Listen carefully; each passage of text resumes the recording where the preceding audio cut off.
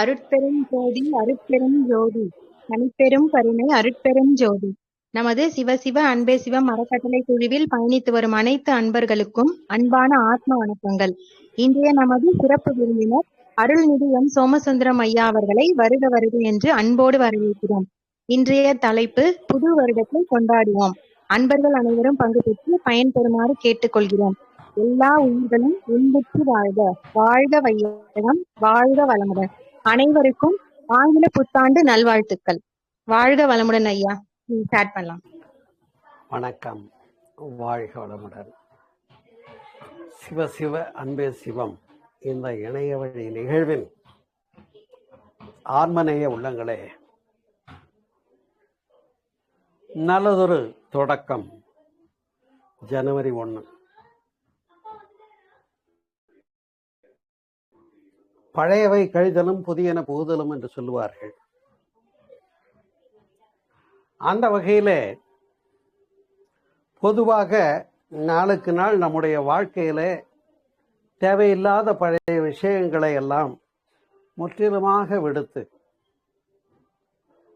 நல்ல வழி, பாதை, குரு இவற்றை பின்பற்றி ஒவ்வொரு வருடங்களையும் மேன்மைப்படுத்தி பிறக்கின்ற இந்த புதிய புத்தாண்டு 2025 அந்த 365 நாளுமே இன்றைக்கு நாம் எடுத்துக்கொள்ளுகின்ற உற்சாகத்தை குறையாமல் கொண்டு போக வேண்டும். அதுதான் புத்தாண்டு கொண்டாட்டம் என்பதற்கு அடையாளம். ஏனென்று சொன்னால்,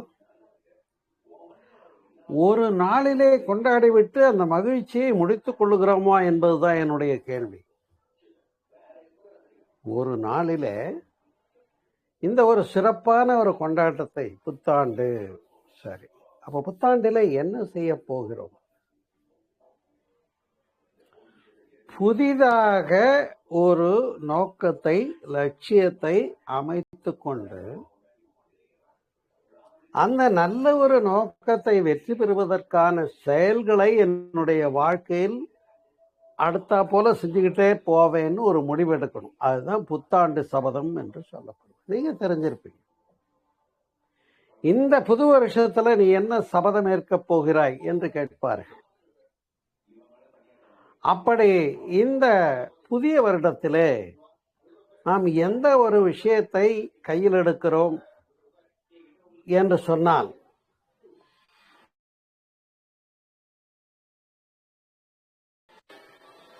அந்த ஒவ்வொரு நாட்களிலும் நாம் புதிதாய் பிறந்தவர்களாக இருக்க வேண்டும். ஏனென்று சொன்னால், வாழ்க்கையினுடைய ஓட்டம் என்று சொல்லக்கூடியது நாம் தான் வருடமும் மாதமும் கிழமைகளும் மணி நேரமும் வைத்திருக்கிறோமே தவிர,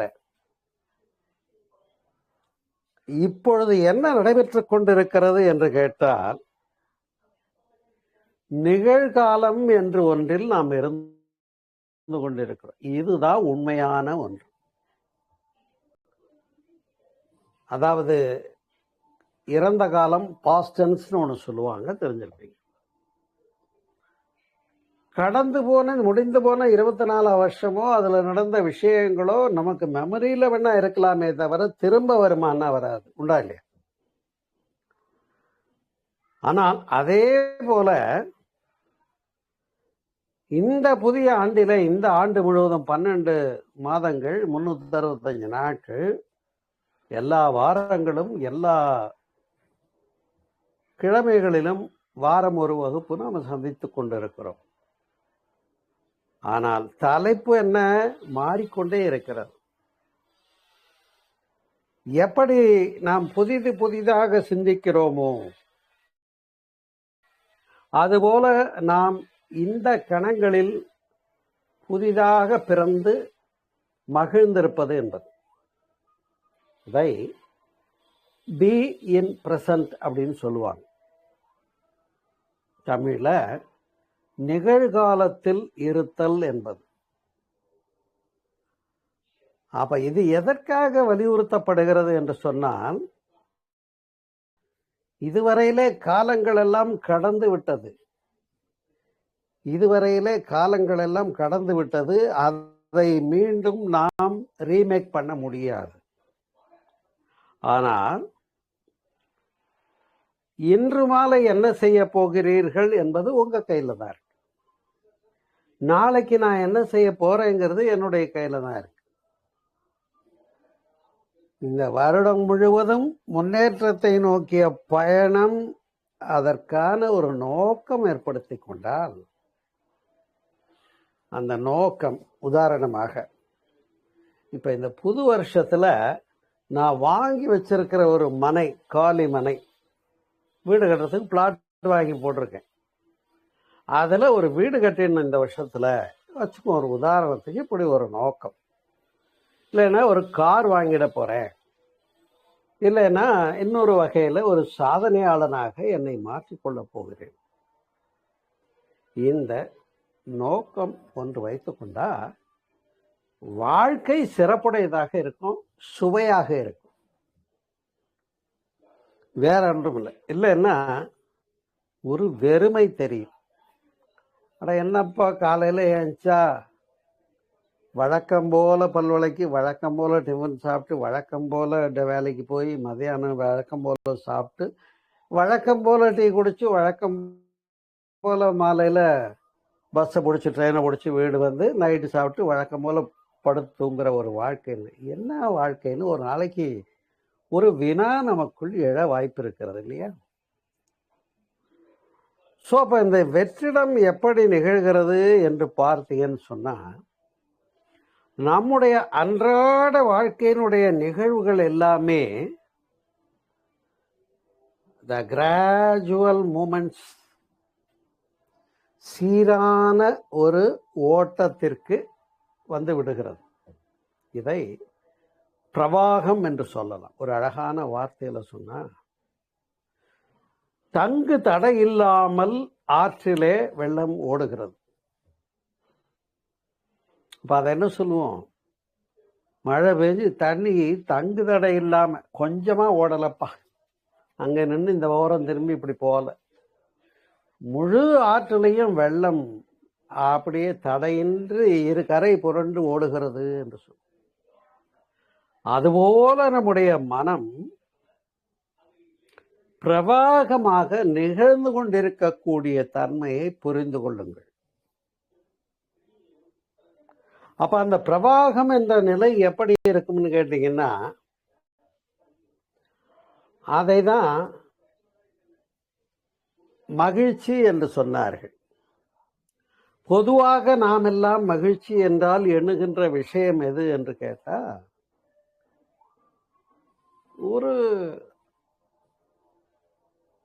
ஒரு பவுன்ல நகை வாங்கணும்னு நினைச்சோம், வாங்கிட்டோம். இல்லை இன்னைக்கு ஒரு ஸ்பெஷல் மீல் சாப்பிடணும்னு நினைச்சோம், சாப்பிட்டுட்டோம்.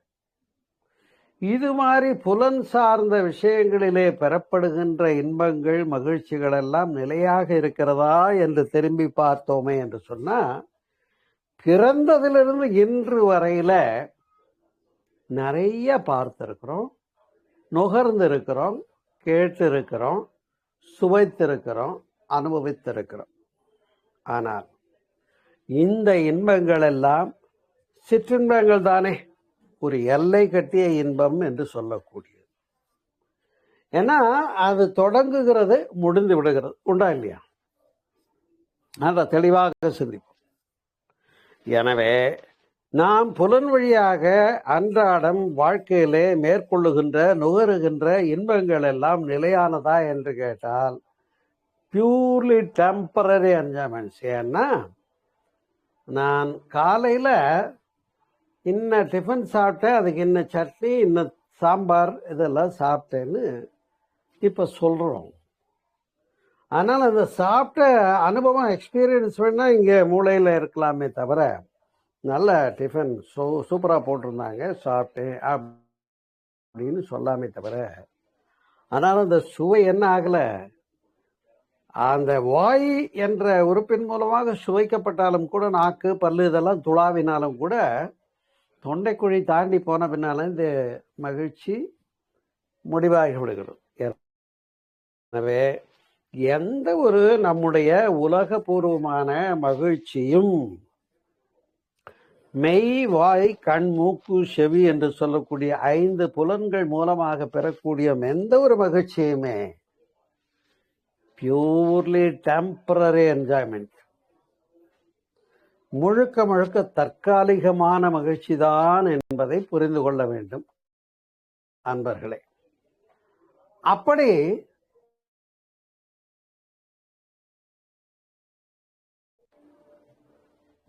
இவ்வாறு நாம என்ன பண்ணிட்டு இருக்கோம்னா, அவ்வப்போது வரக்கூடிய மகிழ்ச்சிகளை பெரிதாக எண்ணி அதன் வயப்பட்டு விடுகிறோம். அதே போல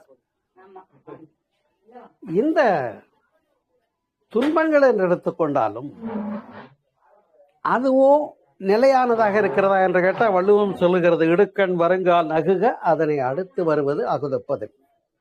அப்போ ஒரு துன்பம் வரும்போது அடுத்து இன்பம் வரும், இன்பம் வரும்போது அடுத்து ஒரு துன்பம் வரும்னு இந்த இரண்டையும் மாற்றி மாற்றி, இதுதான் உலக இயல்புன்னு மனசுக்கு புரிஞ்சாச்சுன்னு வைங்க. இப்ப இன்பம் வந்துற்ற போதும் இனிதென மகிழார், துன்பம் வந்துற்ற போதும் துள்ளன துவளார், முழுது உணர்ந்தோரே என்று சொல்லுகின்ற நிலையை சிந்தித்து பார்க்க வேண்டும்.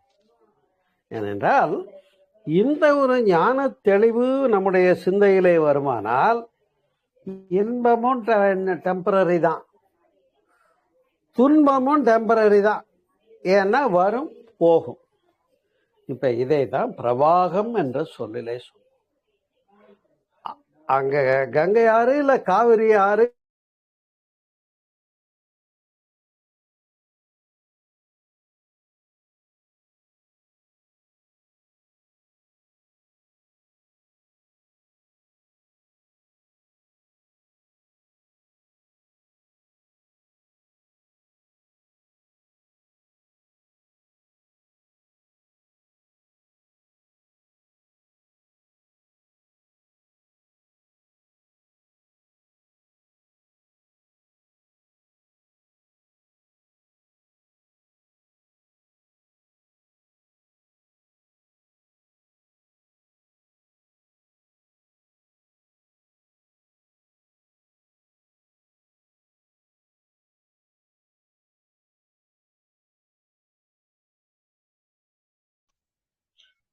ஐயா நீங்க மியூட்ல இருக்கீங்கய்யா, சவுண்ட் கேட்கல, மியூட்ல போயிடுச்சு. அப்ப அந்த ஒரு இன்பம் ஒரு அருமையான விருப்பமான ஒரு சுவையான ஒரு பொருள் கிடைத்தது என்றாலும் கூட, அந்த பொருள் கிடைத்த போது அதை துய்த்த மகிழ்ச்சி என்பது நிலையாக இருக்க போகிறதில்லை. அதே போலத்தான் துன்பத்திலேயே ஒரு இருகோடுகள் தத்துவம்னு அழகா சொல்லுவாங்க. அது இருகோடுகள்னு ஒரு பாலச்சந்தர் படமே வந்து டைரக்டர். என்னன்னு கேட்டா, ஒரு கோடு இன்னொரு பெரிய கோடு. இந்த பெரிய கோட்டை அழைக்கக்கூடாது, பெரிய கோட்டை அழைக்கக்கூடாது, சின்னதாக்கணும் அப்படின்றது தான் கேள்வி. அதில் விடை கொடுப்பாங்க. அந்த பெரிய கோட்டை விட இன்னொரு பெரிய கோடு வரைஞ்சிட்டா அந்த கோடு சின்னதாயிடுதுங்கிறத விளக்குவாங்க. அப்ப நாம தான் என்ன பண்ணிடுறோம், இந்த மகிழ்ச்சி பெரிது என்று மகிழ்கிறோம், இந்த துன்பம் தான் பெருசு என்று துவண்டு விடுகிறோம். எனவே இந்த மலர்தலும் கூம்புதலும் இல்லது உலகு என்று சொன்னது போல, மகிழ்ச்சியிலே துள்ளல் ஏற்படுகின்ற போது அதையும் சமநோக்கோடு ஏற்றுக்கொள்ளுதல், துன்பத்திலே துவழ்தல் ஏற்படுகிற போது அந்த துன்பத்தினுடைய பாதிப்பை நாம் மனதிலே கொண்டு வந்து சுமந்து ஏற்றுக்கொள்ளாமல், இதுவும் கடந்து போகும் என்ற ஒரு வரிகளை நாம் உள்ளுணர்ந்து ஏற்றுக்கொள்வோமே என்று சொன்னால், அன்பர்களே, உண்மையிலே நம்முடைய வாழ்க்கையிலே மகிழ்ச்சியான ஒரு விஷயம் எது என்று கேட்டால், இன்றைக்கு 2025 ஜனவரி மாதம் முதல் தேதி இல்லையா, இந்த கிழமை, இந்த மணி நேரம் 12:45 இந்த பிரசன்ட் டைம், இந்த நிகழ்காலம் தான் நம்ம கையில இருக்கு. அந்த உண்மையை நாம புரிஞ்சுக்கணும். இப்ப இந்த நிகழ்காலம் இப்ப நம்ம கையில தான் இருக்குங்கிற அந்த உண்மையை புரிந்து என்ன பண்ண வேண்டியிருக்கு, நாம ஏற்றுக்கொள்ள வேண்டியிருக்கு. இந்த உண்மையை புரிந்து கொள்ளாத போது மகிழ்ச்சி வந்த உடனே துள்ளிடுறோம், துன்பம் வந்த உடனே துவண்டு விடுக்கிறோம். இப்ப இந்த மலர்தலும் கூம்புதலும் இல்லது என்று சொன்னார். இன்பம் வந்துற்ற போதும் இனிதன மகிழார், துன்பம் வந்துற்ற போதும் துள்ளென துவண்டு விட மாட்டார், முழுது உணர்ந்தோரே என்று சொன்னார். அப்ப அந்த முழுமையான நிறைஞானம் பெற்றவர்கள் எப்படி இருப்பாங்கன்றது இந்த இடத்துல சொல்லி, இதைதான் ஜே கிருஷ்ணமூர்த்தி என்ற பிலாசபர் அழகா சொல்றாங்க. பி இன் பிரசன்ட், நிகழ்காலத்தில் இரு என்று சொல்லுகின்றார். அப்ப அந்த நிகழ்காலத்தில் இருத்தல் என்ற ஒரு பேருண்மையை நாம் புரிந்து கொண்டோமே என்று சொன்னார்,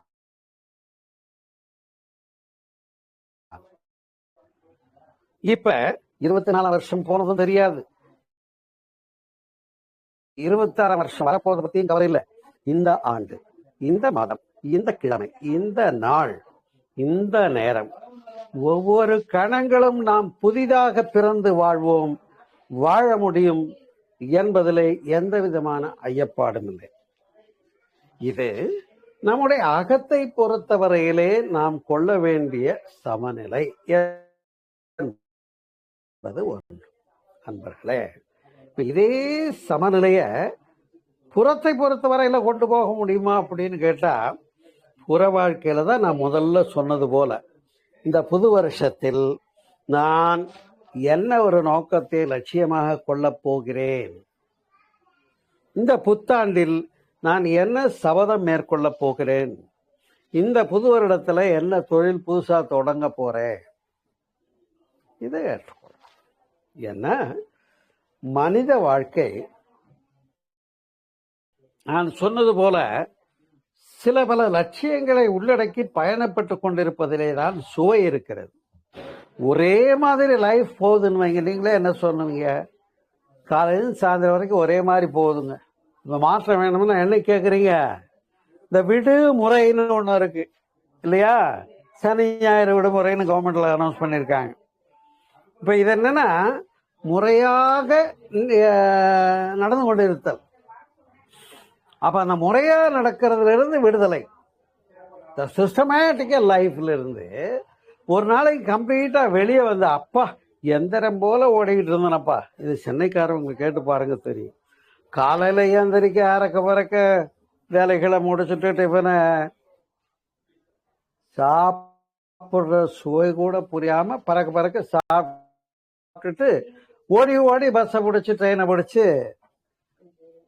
அலுவலகத்துக்கு போக, அப்புறம் பண்ணின்னு அது 5 மணிக்கு ஆஃபீஸ் முடிஞ்சாலும் 7 மணி வரைக்கும் வேலையை பார்த்துட்டு அதுக்கப்புறம் ட்ரெயினை பிடிச்சி வீட்டுக்கு வர. இது என்ன ஆச்சுன்னா, இங்கேயே குழந்தைகளோட குடும்பத்தோட பேசி கொண்டு இருக்க நேரம் இல்லாம ஒரு நாள் அந்த விடுமுறை வரும்போது என்ன சொல்றான், அப்பா இன்னைக்கு தான் இந்த சிஸ்டமான ஓட்டத்திலிருந்து நான் பி இன் பிரசன்ட்டுக்கு வந்திருக்கேன், ரொம்ப இப்பதான் சந்தோஷமா இருக்கு அப்படின்னு சொல்லக்கூடிய அளவுக்கு. அப்ப வாரம் முழுவதும் 7 நாட்கள் 6 நாட்கள் மெக்கானிக்கலா ஓடிச்சு. ஒரு நாள் அந்த வீடு முறையாக இயங்குவதென்று விடுதலை பெறுகிற போது அப்ப பாருங்க எவ்வளவு சந்தோஷம். ஒரு நாள் லீவு கிடைச்சது, என்னுடைய குழந்தைகளோடு இருந்தேன், குடும்பத்தோட இருந்தேன், உறவுகளோடு இருந்தேன், எந்திரம் போல ஓடவில்லை.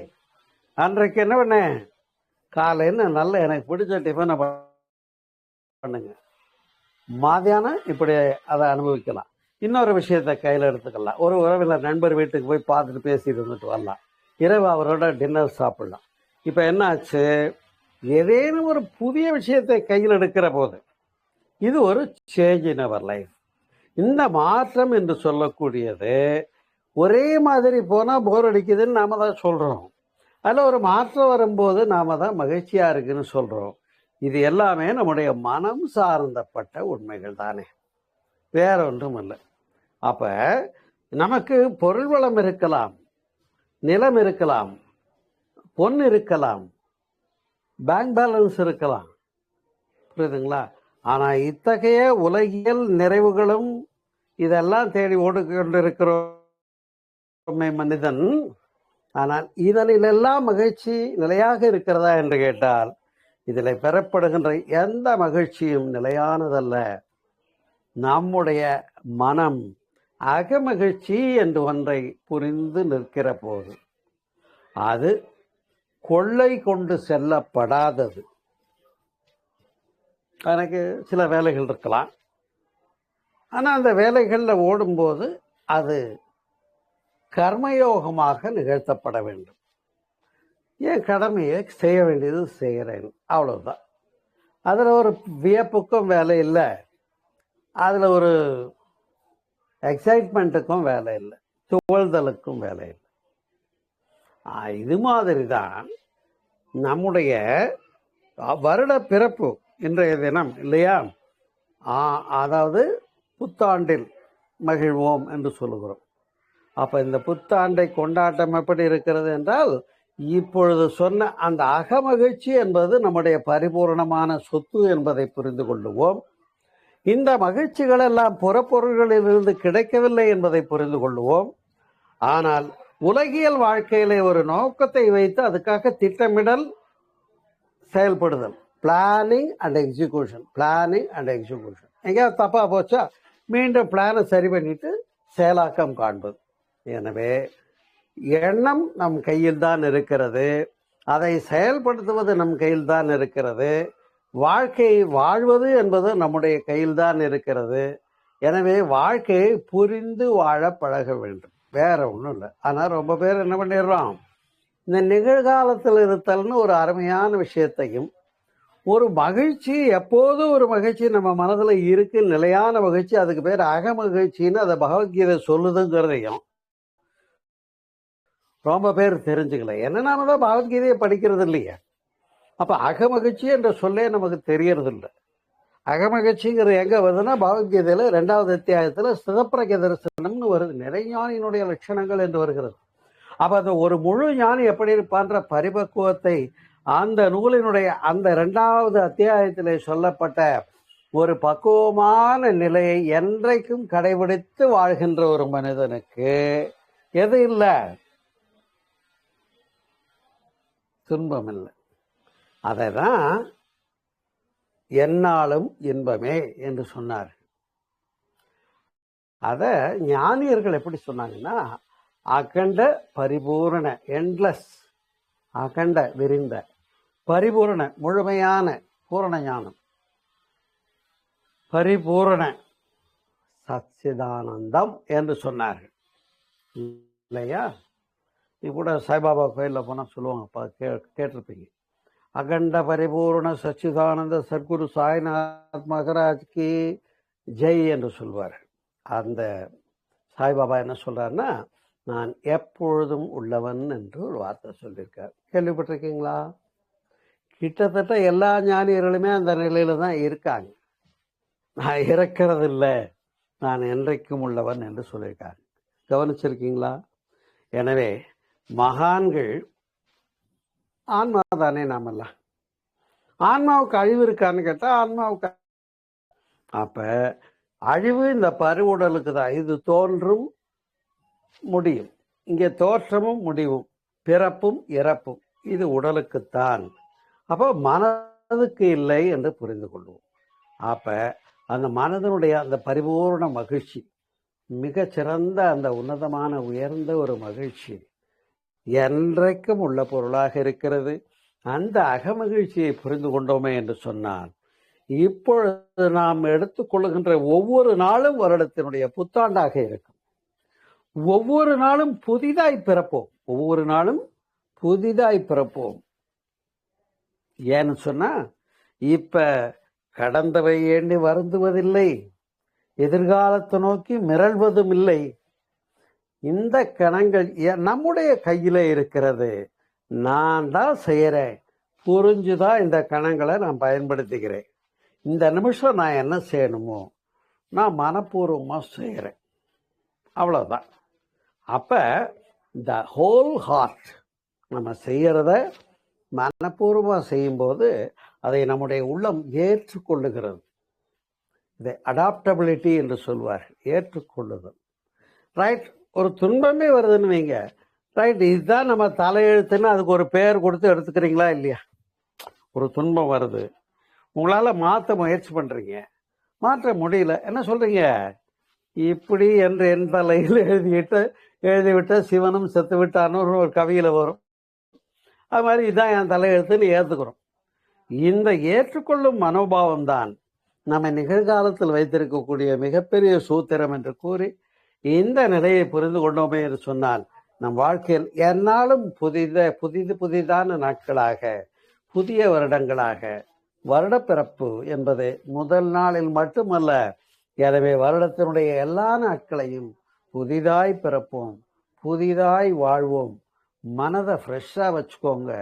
வயசாகிறதும் முடிஞ்சு போறதும் இன்ப துன்பமும் டெம்பரரி, பியூர்லி டெம்பரரின்னு புரிஞ்சுக்கிட்டீங்கன்னு சொன்னா அந்த இதை புரிந்து கொண்ட ஆன்மா இருக்கிறது பாருங்கள், அந்த ஆன்மா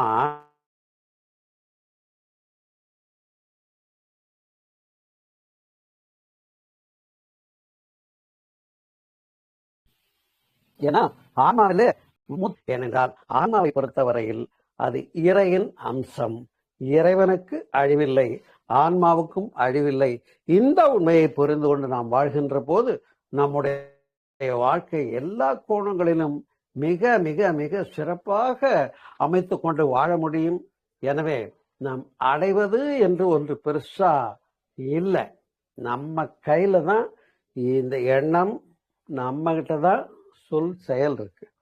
இந்த சொல்லையும் செயலையும் எப்படி பிரயோகம் பண்றதுங்கிறத நாம புரிஞ்சு அதை ஹேண்டில் பண்ணி பிளானிங் அண்ட் எக்ஸிகியூஷன் சிறப்பாக செஞ்சுட்டு போயிட்டே இருப்போம். அதில் வரக்கூடிய பெரிய லாபம் வருதா, ரைட்டு, இந்த நேரம் கிடைச்சிடும். பெரிய துன்பம் வருதா, நஷ்டம் வருதா, ரைட், இதுவும் கடந்து போகும் என்ற அளவிலே நாம் ஒவ்வொரு நாட்களையும் புரிந்து நிகழ்காலத்திலிருந்து அணுகுமுறை கொள்ளுவோமானால் வாழ்க்கை வெற்றிகரமாகத்தான் இருக்கும் என்று கூறி இந்த அருமையான புத்தாண்டு 2025 ஜனவரி 1 புத்தாண்டை இந்த வகையிலே தான் நாம் கொண்டாடுகிற போது நம்முடைய வாழ்க்கையும் சிறக்கும், மனமும் அந்த முழுமையான அகமகிழ்ச்சி என்று சொல்லக்கூடிய நீங்காத மகிழ்ச்சியிலே நிலை பெறும்.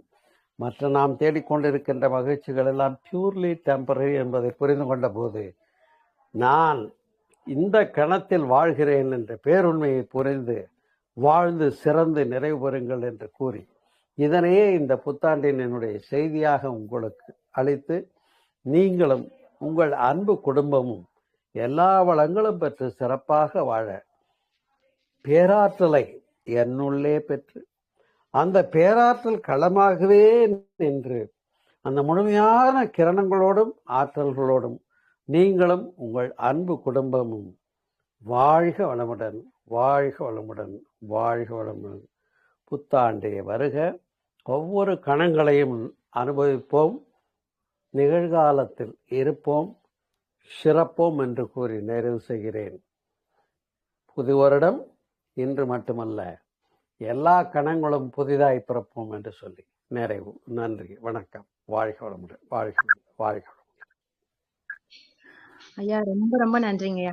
ரொம்ப இந்த புது வருடத்தை வந்து ஒரு பாசிட்டிவ் நோட்டோட நீங்க எங்களுக்கு இந்த வருஷத்தையே ஸ்டார்ட் பண்ணி விட்டுருக்கீங்க. ரொம்ப ரொம்ப அருமையான கருத்து சொன்னீங்க. இப்ப வந்து புது வருடம்ன்றது அந்த ஒரு வருடத்துக்கான அந்த ஒரு நாள் மட்டும் இல்ல, ஒவ்வொரு நாளுமே நம்ம புது வருடம் மாதிரி தான் எடுத்துக்கணும். இந்த இன்பம் துன்பம்ன்றது மாறி மாறி வந்துகிட்டே தான் இருக்க போகுது. இன்பம் வரும்போது ரொம்ப ஓவரா ஆடுறதும், துன்பம் வரும்போது அப்படியே தோண்டு போறதும் அந்த மாதிரி இருக்காம ஒரு நியூட்ரலா ரெண்டுத்தையுமே சரிசமமா, ஒரு இன்பம் வந்தா நெக்ஸ்ட் ஒரு துன்பத்துக்கு நம்ம ரெடி ஆயிக்கணும், துன்பம் வந்தா நெக்ஸ்ட் ஒரு இன்பத்துக்கு ரெடி ஆயிக்கணும். அந்த மாதிரி நியூட்ரல் ஸ்டேட்ல இருந்தா எல்லாமே நம்ம சரிசமமா எடுத்துட்டு போனோம் அப்படின்ற ஒரு நல்ல விஷயத்தை சொன்னீங்க. நிறைய நல்ல விஷயம் சொன்னீங்க. ரொம்ப ரொம்ப அற்புதமா இருந்தது. எப்படின்னா அது ஒரு மோட்டிவேஷனலா இருந்துச்சு. இந்த புது வருஷத்தை ஃப்ரெஷ்ஷா ஸ்டார்ட் பண்ணலாம் அப்படின்ற மாதிரி நல்ல மெசேஜ் எல்லாம் கொடுத்திருந்தீங்க. நிறைய பேர் வந்தாங்க. இன்னைக்கு லீவ்ன்றதால அப்படியே மெசேஜ் மட்டும் கேட்டுட்டு போயிட்டாங்க. அதனால லாஸ்ட்ல யாரும் இல்ல. ரொம்ப நல்லா இருந்ததுங்க உங்க மெசேஜ். சந்தோஷமா. அதுவும் நான் வந்து உங்களுக்கு ரொம்ப நன்றி சொல்லணும். ரொம்ப பிஸி ஷெட்யூல்ல இருந்திருக்கீங்க. வந்து உங்களுக்காக இந்த ½ ப்ரோக்ராம் நம்ம டாபிக் அதாவது ஒரு ½ உங்க நேரத்துல நான் எடுத்துக்கிட்டேன். அவ்வளவு உரிமையோட எடுத்துக்கிட்டு நீங்களும் கொடுத்துட்டீங்க. ஆனா இப்ப 12:30 இங்க அழகா முடிச்சிட்டோம்ல. ரொம்ப அதுக்கே நான் வந்து தனி ஸ்பெஷல் தேங்க்ஸ் சொல்லணும். அந்த மாதிரி மகிழ்ச்சி அதுதான் வந்து நிரந்தரம். இப்ப வந்து உடம்புன்றது வந்து வந்து போயிட்டே தான் இருக்க போகுது. ஆன்மா மட்டும்தான் நிலையற்றது. அக மகிழ்ச்சியோட நம்ம இருந்தோம்னா ஒரு நிறைவான வாழ்க்கை இருக்கும். நமக்கு சுத்தி நடக்கிறதுலாம் நம்மளுக்கு அஃபெக்ட் ஆகாது. சரிசமமா எடுத்துட்டு போவோம் அப்படின்னு ஒரு ஞான புரிதலை வந்து இன்னைக்கு நீங்க கொடுத்துருக்கீங்க. கண்டிப்பா வந்து நான் நினைச்சுப்பேன் ஒரு நாளும் தூங்கி எழுந்துக்கும் போதே இன்னைக்கு நம்மளுக்கு நான் பிறந்திருக்கேன், இன்று புதிதாய் பிறந்தோம் அப்படிதான் நினைச்சிட்டு போவேன். இன்னைக்கு கடவுள் நம்மளுக்கு ஒரு நாள் கொடுத்திருக்காரு அப்படி நினைச்சிட்டு அந்த நாள் ஃபுல்லா போவோம். அந்த மாதிரி தூங்கி நைட் வந்து தூங்க போகும்போது இந்த நாள் ஃபுல்லா போனதுக்கான நன்றி. அப்படி யாராவது நம்ம ஹர்ட் பண்ணியிருந்தாலும் அவங்களுக்கு ஒரு மன்னிப்பு அப்படி கேட்டுட்டு தூங்குவேன். அதே மாதிரி காலையில எழுந்துக்கும் போது நம்ம இன்னைக்கு உயிரோட தான் இருக்கோம், இன்னைக்கு ஒரு நாள் நம்மளுக்கு கொடுத்துருக்காரு அப்படின்னு சொல்லி நன்றியோட நம்ம எழுந்து ஒரு நம்ம அந்த நன்றி எப்படி காட்டணும்னா இன்றைய பொழுத நான் பக்காவா பயன்படுத்தி எனக்கும் பயன்பட்டு பிறருக்கும் பயன்படுகிறேன்ற போது உற்சாகம் கிடைக்கும். எனக்கு மட்டுமாக வாழ்கிற போது அங்க உற்சாகம் இருக்காது. கண்டிப்பா அந்த செல்பிஷா வாழும்போது நம்ம கண்டிப்பா ஹர்ட் ஆகும். நம்மளால பிறருக்கு ஏதாவது நன்மை பண்ண முடியுமா, அட்லீஸ்ட் டிஸ்டர்ப் பண்ணாமையாவது இருக்கணும். இப்ப அந்த அளவுக்கு இந்த மாதிரி ஆயிப்போச்சு. அப்படிதான் பண்ணிட்டு இருக்காங்க. இந்த நியூ இயர் கொண்டாட்டம் சொல்லி ரொம்ப அமக்களமா நடந்துட்டு இருக்கு. ஆக்சுவலா அது எதுக்காக நம்ம அது பண்றோம், செலிப்ரேட் பண்ணணும் அந்த இதுவே இல்லாம போயிட்டு இருக்கு. இந்த நிறைய நீங்க இப்படி சொல்லிட்டீங்க. ஆனா வந்து ஆன்மீக கருத்து நீங்க சொன்னதெல்லாம் ஆன்மீக கருத்து. இது ஒரு நாளுக்கும் இல்ல, எந்த ஒரு ஸ்பெஷல் டேக்குமே இல்ல, எல்லா நாளும் இப்படிதான் இருக்க வேண்டியது. எந்த ஒரு விஷயத்தையும் நம்ம வந்து பிளான் பண்ணி பண்ணணும் அப்படின்னு சொன்னது அதெல்லாம் வந்து ரொம்ப அற்புதமா இருந்துச்சு. அந்த மாதிரி இப்ப நம்ம நினைப்போம்ல பழைய வருஷத்துல இப்படி ஆயிடுச்சு அப்படி ஆயிடுச்சுன்னு நம்மளுக்கு ரெண்டுமே கலந்துதான் வந்திருக்கும். ஆனா வந்து நம்மளுக்கு நடந்த துன்பம் மட்டும் அப்படியே நின்னுடும். சந்தோஷமா நிறைய சுச்சுவேஷன் போயிருக்கோம். அதெல்லாம் நம்ம மைண்ட்ல வச்சுக்காம நம்ம கஷ்டத்தையே நம்ம எடுத்து புடிச்சிட்டு போன வருஷம் இந்த மாதிரி ஆயிடுச்சு, போன வருஷம் இப்படி லாஸ் ஆயிடுச்சு அப்படின்னு நினைக்காம போனது போகட்டும், இதுவும் கடந்து போகும் அப்படின்னு விட்டுட்டு இப்ப நம்ம கையில இருக்குல்ல, இந்த ஒரு வருஷம் நம்ம கையில கடவுள் கொடுத்திருக்காரு, இந்த ஒரு செகண்ட் இருக்கு நமக்கு, இந்த நிகழ்காலத்தை வந்து இனிமேல் வரதை நம்ம பெஸ்டா கொடுக்கலாம் அப்படின்னு எதிர்காலம் இன்னைக்கு என் கையில இருக்குங்கிறது தான் உண்மை. சூப்பர். அப்ப என்னுடைய எதிர்காலம் என் கையில தான் இருக்கு. ரொம்ப ரொம்ப கரெக்ட்.